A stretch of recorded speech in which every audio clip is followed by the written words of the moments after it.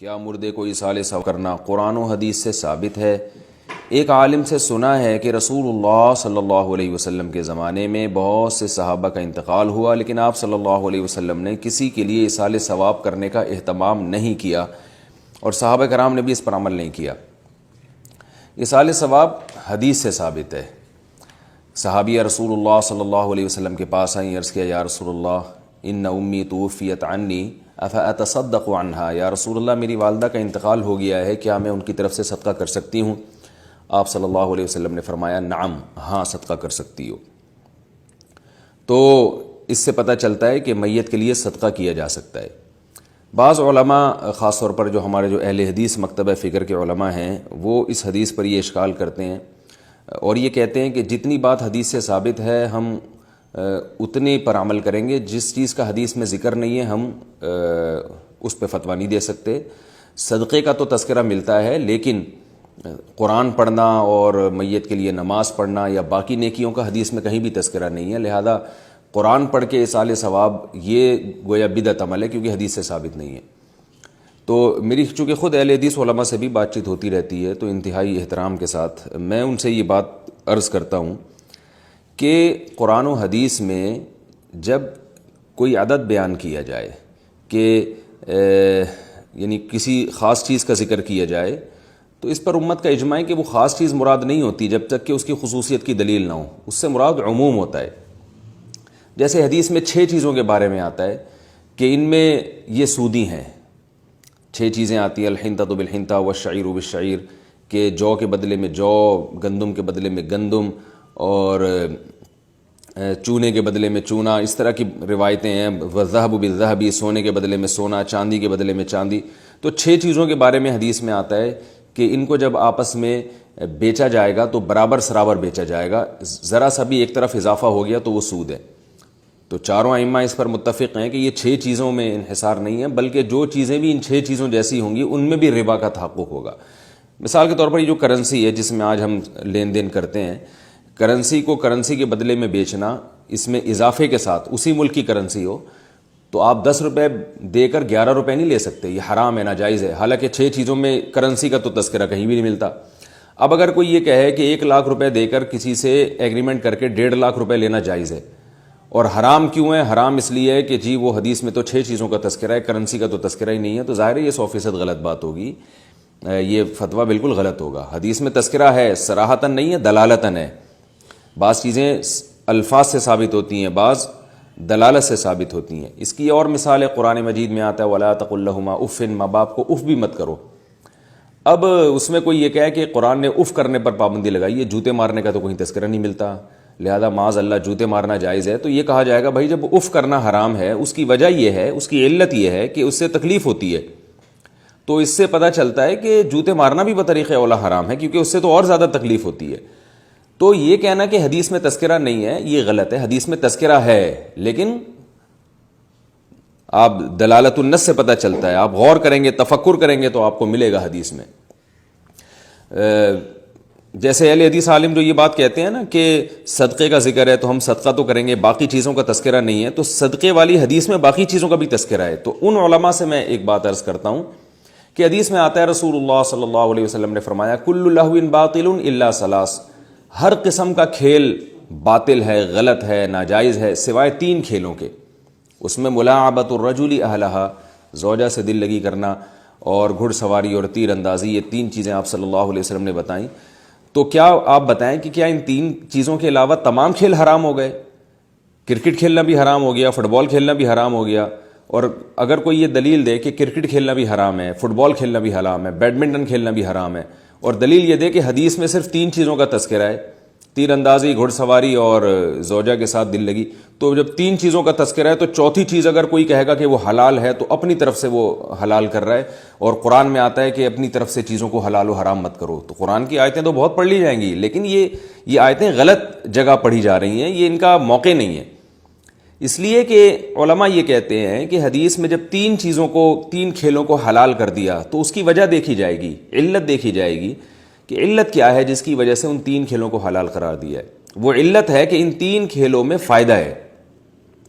جسمانی فائدہ بھی ہے، روحانی فائدہ بھی ہے، اور جہاد میں کام بھی آ سکتے ہیں۔ تو پتہ یہ چلا کہ ہر وہ کھیل جس میں کوئی جسمانی ایکٹیویٹی ہو، جسمانی فائدہ ہو، یا اس کو کسی بھی لحاظ سے صحت سے فائدہ ہو رہا ہو، تو وہ کھیل جائز ہوگا اسلام میں۔ تو اس میں فٹ بال بھی آ گیا کہ آپ ظاہر ہے فٹ بال کھیلتے کھیلتے آدمی خود فٹ بال بن جاتا ہے، اتنی اس میں ایکسرسائز ہوتی ہے، اور بیڈمنٹن بھی آ گیا، اس میں بھی ایکسرسائز ہوتی ہے۔ تو کوئی بھی کھیل اچھی نیت سے کھیلا جائے گا وہ جائز ہوگا۔ اب اس میں یہ حدیث کا مطالبہ کرنا کہ 3 چیزیں تو حدیث میں آتی ہیں، چوتھی چیز انہوں نے اپنی طرف سے نکال لی ہے، تو یہ غلط مطالبہ ہوگا۔ تو اب اس طرح سے یہ سمجھیں کہ جب حدیث میں یہ آ گیا کہ صحابیہ رسول اللہ صلی اللہ علیہ وسلم سے پوچھ رہی ہیں کہ میں اپنی ماں کی طرف سے صدقہ کر سکتی ہوں، آپ نے فرمایا ہاں، تو اس سے صدقہ ایک نیکی ہے۔ نیکی، اس سے یہ پتہ چلتا ہے کہ مرنے کے بعد مرنے والے کے عمل کا دروازہ تو بند ہو گیا، لیکن جو بعد میں جو لوگ ہیں نا وہ میت کے لیے نیکی کر سکتے ہیں۔ صدقہ ایک نیکی ہے، تو ایک مثال دی جا رہی ہے صدقے کے ذریعے کہ جیسے ایک یہ نیکی جائز ہے، تو اس سے صاف پتہ چلتا ہے کہ کوئی بھی نیکی جائز ہے۔ صدقے کا ثواب اس لیے نہیں پہنچ رہا کہ وہ صدقہ ہے، بلکہ اس لیے پہنچ رہا ہے کہ وہ نیکی ہے۔ حدیث میں جو کھیلنے کا تذکرہ آتا ہے کہ گھڑ سواری جائز ہے، تو اس لیے نہیں کہ وہ گھوڑے پہ بیٹھ کے دوڑ رہے ہیں، بلکہ اس لیے کہ مفید کھیل ہے، تو جو بھی مفید کھیل ہوگا وہ بھی جائز ہوگا۔ تو اسی طرح یاد رکھیں کہ صدقہ جائز ہے اس لیے کہ وہ نیکی ہے، تو جو بھی نیکی ہوگی وہ جائز ہوگی۔ تو اس لیے اس میں تلاوت بھی آئے گی، اور کوئی بھی نیکی کا کام کیا جا سکتا ہے میت کے لیے۔ اور یہ جو حدیث میں آتا ہے کہ اذا مات ابن آدم انقطع عملہ الا من ثلاث، کہ جب انسان کی موت واقع ہوتی ہے تو اس کا عمل ختم ہو جاتا ہے سوائے 3 چیزوں کے۔ ان 3 چیزوں میں آپ صلی اللہ علیہ وسلم نے تذکرہ کیا، صدقۃ جاریہ او ولد صالح یدعو له او علم ينتفع به، کہ 3 چیزیں جاری رہتی ہیں، صدقہ جاریہ، اور وہ علم جس سے لوگ فائدہ اٹھائیں، اور نیک اولاد جو اس کے لیے دعا کرے۔ تو بعض اہل حدیث علماء سے میں نے یہ سنا ہے، وہ یہ کہتے ہیں کہ بھئی یہاں بھی صرف 3 چیزوں کا تذکرہ ہے، چوتھی چیز کوئی نہیں ہے۔ تو یہ بھی یاد رکھیں، ان 3 چیزوں میں اشارہ دے دیا نبی صلی اللہ علیہ وسلم نے کہ جو بھی ان 3 کی طرح ہوں گی ان کا بھی یہی حکم ہے۔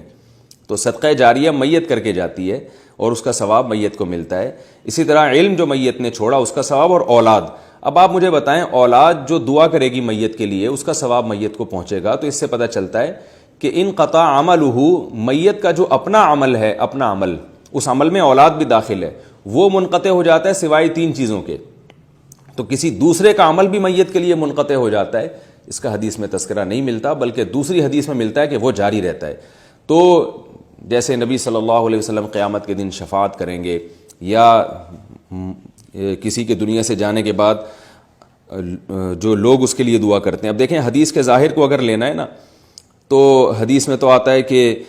میت کی اولاد جو میت کے لیے دعا کرے وہ فائدہ ہوتا ہے۔ تو کیا مطلب کوئی اور دعا کرے گا تو فائدہ نہیں ہوگا؟ اس سے صاف پتہ چلتا ہے کہ جو 3 چیزیں حدیث میں بیان ہو رہی ہیں، 3 میں مقصد حصر نہیں ہے، کہ انحصار نہیں ہے کہ یہی 3، اس کے علاوہ بھی ہیں بہت ساری۔ تو یہ تو 3 سے تو آپ صلی اللہ علیہ وسلم نے اشارہ کر دیا۔ تو اس لیے راجح قول ہماری رائے میں یہی ہے کہ میت جب دنیا سے جاتی ہے تو کوئی بھی نیکی کر کے اس کو ثواب پہنچایا جا سکتا ہے۔ ہاں، یہ جو ایک اشکال کیا کہ رسول اللہ صلی اللہ علیہ وسلم سے کہاں ثابت ہے کہ کسی کے لیے آپ صلی اللہ علیہ وسلم نے ایصال ثواب کیا ہو، یا صحابہ سے کہاں ثابت ہے؟ تو یاد رکھیں، اجتماعی سطح پہ ایصال ثواب کا اہتمام کرنا یہ بدعت ہے، کیونکہ رسول اللہ صلی اللہ علیہ وسلم نے اگر اجتماعی سطح پہ یہ کام کیا ہوتا، میت کو ثواب پہنچانے کے لیے کوئی کام کیا ہوتا یا صحابہ نے کیا ہوتا، تو یقیناً وہ چھپتا نہیں پھر لوگوں سے۔ تو اسی وجہ سے ہم یہ کہتے ہیں کہ اجتماعی سطح پہ قرآن خوانی کرنا میت کو ثواب پہنچانے کے لیے، اجتماعی سطح پہ کوئی عمل کرنا یہ بالکل بدعت ہے، کیونکہ اجتماعی سطح پہ اگر کوئی عمل ہوتا تو صحابہ سے وہ ثبوت ہوتا، یعنی وہ چھپتا نہیں ہم سے، صحابہ نے کیا ہوتا تو یقیناً اس کو دیکھنے والی ایک جماعت ہوتی ہے، کچھ چند لوگ ہوتے وہ نقل کرتے۔ تو نقل نہیں ہے تو اس کی علامت ہے کہ اجتماعی سطح پہ ثابت نہیں ہے۔ باقی رہا انفرادی مسئلہ، تو انفرادی سطح پہ جب ایصال ثواب کیا جاتا ہے تو دل میں محض نیت کی جاتی ہے کہ میں یہ عمل کر رہا ہوں، اے اللہ اس کا ثواب میت کو پہنچا دے۔ تو یہ چیز چھپی ہوئی چیز ہے، اس کے بارے میں یہ کہنا کہ نبی یا صحابہ سے ثابت نہیں ہے، تو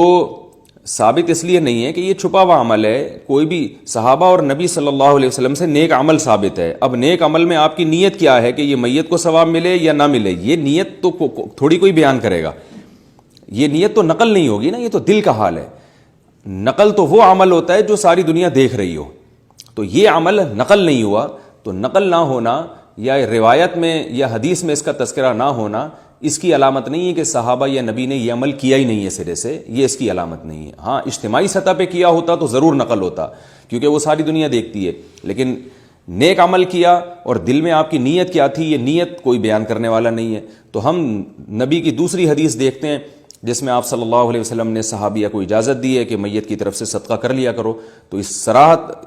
کے بعد ہمارے پاس مزید کسی دلیل کی ہمیں ضرورت نہیں ہے۔ اسے صاف پتہ چلتا ہے کہ بھئی میت کے لیے نیک عمل کیا جا سکتا ہے، لہذا اب اس میں اصرار کرنا کہ صرف صدقہ جائز ہے باقی چیزیں جائز نہیں ہیں، تو یہ بالکل ایسا ہی ہوگا جیسے 3 کھیل جائز ہیں باقی کھیل جائز نہیں ہیں، مرنے کے بعد 3 عمل جاری رہتے ہیں باقی کوئی کسی اور کی دعا کا میت کو ثواب ہی نہیں ملتا، تو یہ بالکل ایسی ہی بات ہو جائے گی۔ ہاں یہ ضرور ہے کہ یہ مسئلہ بہرحال ہے اختلافی،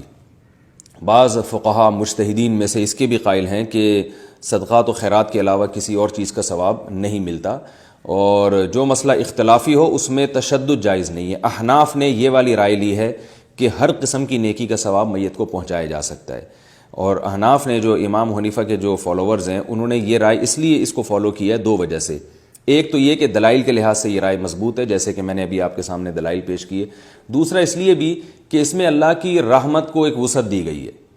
اگر ہم کہتے ہیں کہ صرف صدقہ جائز ہے، اس کا ثواب پہنچانا جائز ہے، باقی کسی چیز کا جائز نہیں ہے، تو نتیجہ کیا نکلے گا کہ آپ اللہ کی رحمت کو محدود کر رہے ہیں